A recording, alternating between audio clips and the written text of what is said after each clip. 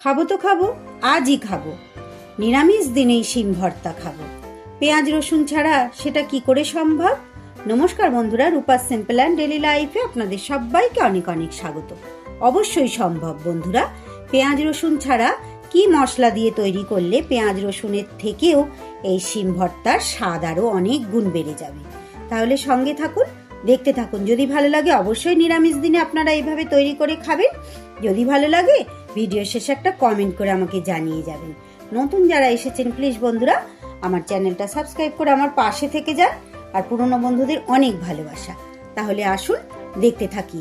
শুরু করা যাক আমার আজকের পেঁয়াজ রসুন ছাড়া সম্পূর্ণ নিরামিষ শিম ভর্তা। যেহেতু শিম ভর্তা তাই আমি এখানে প্রায় 500 গ্রামের মতোই হবে, আন্দাজে বলছি বন্ধুরা, কারণ এটা আমার কেনা না, এটা কিন্তু সম্পূর্ণ আমার ছাদ বাগানের গাছের শিম। এর আগেও আপনাদের দেখিয়েছি আমার ছাদ বাগান থেকে শিম তুলে রেসিপি করেছি, আমার চ্যানেলে দেয়া আছে। দেখুন একদম টাটকা, একদম মুখে ফুলগুলো পর্যন্ত এখনো ছাড়িনি। জাস্ট এই তুলে নিয়ে আসলাম, তুলে নিয়ে এসে রেসিপি শুরু করছি। প্রথমে আমি শিমগুলোকে একটু ছোট করে কেটে ভালো করে ধুয়ে নেব। শিমগুলোকে কিন্তু আমি এইভাবে ছোট টুকরো করে কেটে পরিষ্কার করে জল দিয়ে ধুয়ে নিয়েছি। এবার আমি কড়াইতে একটু অল্প পরিমাণ জল দিয়েছি, দিয়ে জলের উপরে এবার আমি দিয়ে দেব একটু পরিমাণ মতো নুন। চেষ্টা করেছি জলটা না ফেলার। আপনারা যদি বেশি জল দিয়ে ফেলেন সেক্ষেত্রে জলটা ফেলেও দিতে পারেন। শিমগুলোকে একটু নুন আর হলুদ দিয়ে ভাপিয়ে নেব। শিম যেহেতু এমনি তাড়াতাড়ি সিদ্ধ হয়ে যায়, তার মধ্যে গাছের একদম টাটকা সঙ্গে সঙ্গে তোলার একদম নরম শিমগুলো, কিন্তু দানা হয়নি। আমার দানাওয়ালা শিম একদম ভালো লাগে না খেতে বন্ধুরা, তাই খুব নরম অবস্থাতেই আমি কিন্তু শিমগুলোকে গাছ থেকে তুলে ফেলি। দিয়ে দিচ্ছি একটু হলুদ, খুব একটা বেশি হলুদ দেব না। এবার ঢাকা দিয়ে এটাকে সিদ্ধ হতে দেব। শিম সিদ্ধ হতে হতে ততক্ষণ আমি একটা মশলার পেস্ট তৈরি করে নিয়ে চলে আসবো। একটা মিক্সির বাটি নিয়ে নিয়েছি, তার মধ্যে নিয়ে নেব 4 টেবিল চামচ পোস্ত। পোস্তর পরিমাণটা যতটা বেশি দেবেন শিম ভর্তাটা কিন্তু ততটাই বেশি খেতে ভালো লাগবে। শিম আন্দাজে পোস্তর পরিমাণটা আপনারা কম বেশি করে দিতে পারেন।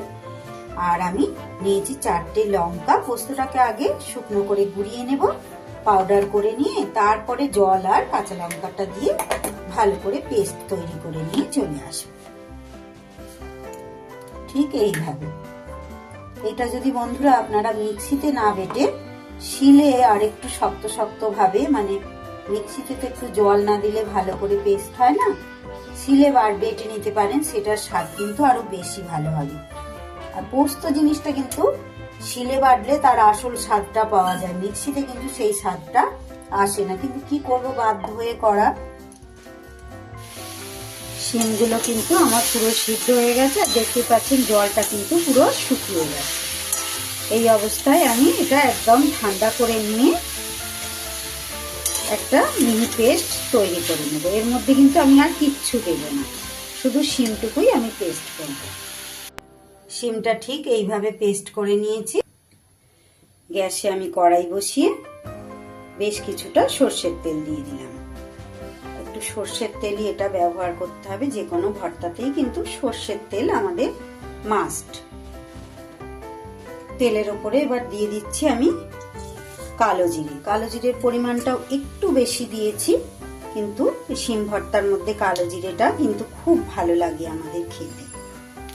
আপনারা তো পেঁয়াজ রসুন অনেক কিছু দিয়ে শিম ভর্তা খেয়েছেন বন্ধুরা, একবার এইভাবে করে খেয়ে দেখবেন। যারা খেয়েছেন তারা জানেন হয়তো, কিন্তু যারা খাননি তাদের কাছে আমার অনুরোধ, একবার এইভাবে নিরামিষ শিম ভর্তা খেয়ে দেখবেন।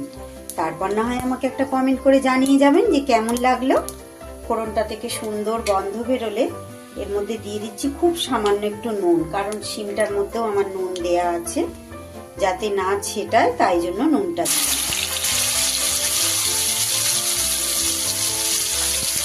4 এবার খুব ভালো করে শিমটা তেলের ওপরে আমাকে নেড়ে নিতে হবে।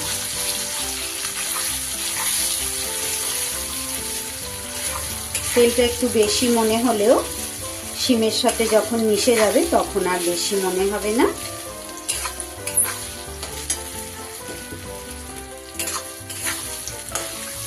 গ্যাসটা আমি এবার বাড়িয়ে দিয়েছি। একদম সাধারণ কিন্তু এই রেসিপিটা। অনেক এমন রেসিপি আছে বন্ধুরা অতি সাধারণ, কিন্তু আমরা জানি না বলে হয়তো অনেক সময় করতে পারি না। দারুণ লোভনীয়, গরম ভাতের পাতে এটা দিয়েই আপনাদের ভাত খাওয়া হয়ে যাবে। আর এই ধরনের সবজি শিম বলুন আরও অন্যান্য শীতকালের যেসব সবজি, এগুলো কিন্তু শীতকালেই পাওয়া যায়। আর শীতকালেই কিন্তু এর স্বাদ বেশি ভালো লাগে। অন্য সময়ও পাওয়া গেলেও শীতকালেই কিন্তু এর স্বাদটা বেশি ভালো। অনেকখানি কিন্তু আমার শিমের জলটা টেনে এসেছে। আরও কিছু সময় আমি পুরোপুরিভাবে জলটাকে শুকিয়ে নেব। দেখুন বন্ধুরা, জলটা কিন্তু পুরোপুরি শুকিয়ে এসেছে। এইবার আমি দিয়ে দেব দুটো কাঁচা পাকা চেরা লঙ্কা। লঙ্কা আমার এতে দেয়া আছে, তবুও এটা দিলাম আলাদা, আরও একটা সুন্দর গন্ধ হবে। আর সেই সাথে বাড়িতে যারা একটু বেশি ঝাল পছন্দ করেন তারাও কিন্তু এই লঙ্কাটা ভাতের সাথে মেখে খেতে পারবে। যখন একেবারে এইভাবে শুকিয়ে শুকিয়ে আসবে এই পর্যায়ে দিয়ে দেব আমি কাঁচা লঙ্কা আর পোস্ত যে পেস্টটা করেছিলাম সেইটা।